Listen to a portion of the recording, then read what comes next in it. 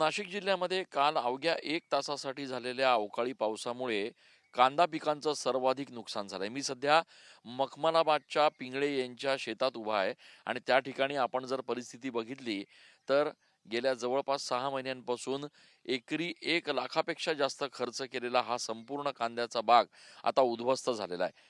या ठिकाणी आपण जर बघितलं तर हा जो कालचा अवकाळी पाऊस झाला, या पावसामुळे आता हा कांदा पूर्णपणे खराब होणार आणि त्यामुळे या शेतकऱ्यांना आता वर्षभर मेहनत करून एकरी 1 लाख रुपये खर्च करून हातात मात्र काहीही येणार नाहीये. आपण जर दृश्य बघितलं तर आपल्याला लक्षात येईल की हा संपूर्ण बाग जो आहे तो या ठिकाणी पिवळा पडलेला आहे. या कांद्यांच्या सगळ्या पिकांवर मोठ्या प्रमाणात पिवळा रंग दाटलेला आहे आणि त्याचा थेट अर्थ असा की या ठिकाणी हा कांदा पूर्णपणे आता नुकसानग्रस्त झालेला आहे. आपल्यासोबत पिंगळे काका आहेत, ज्यांचा हा बाग आहे.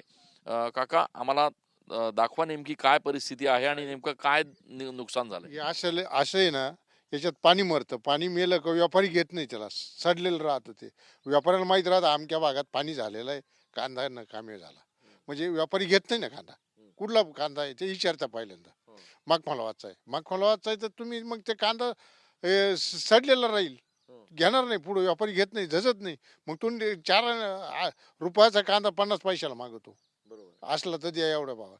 आता हा जो कांदा तुम्ही दाखवता याची काय परिस्थिती, नेमकं आता हे कसं बघा, नुकसान झालंय? गाभ्यात पाणी जे गेलं साहेब, या गाभ्यात जातं ना, हे खाली मुळाला जातं.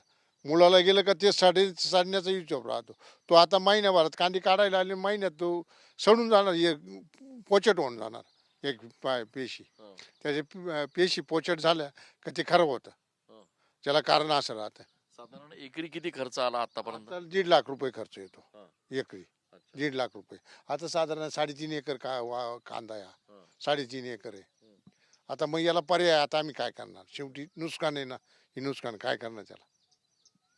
आपण बघतोय की नाशिक जिल्ह्यामध्ये काल जो काही अवकाळी पाऊस झाला, त्या अवकाळी पावसामुळे अशा पद्धतीनं कांद्याच्या पिकाचं सर्वाधिक नुकसान झालेलं आहे.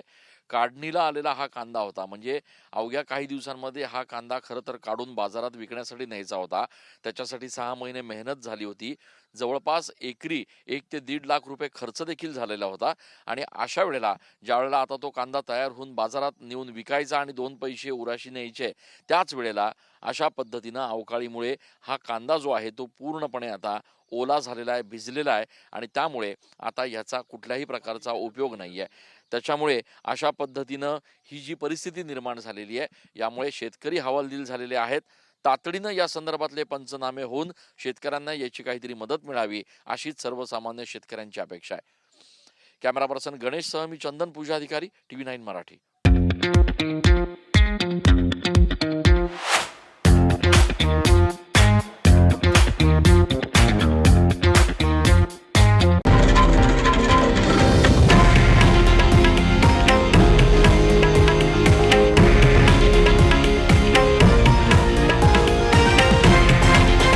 हे आहे देशातील नंबर 1 न्यूज नेटवर्क आणि आपण पाहत आहात TV9 मराठी, एकमेव.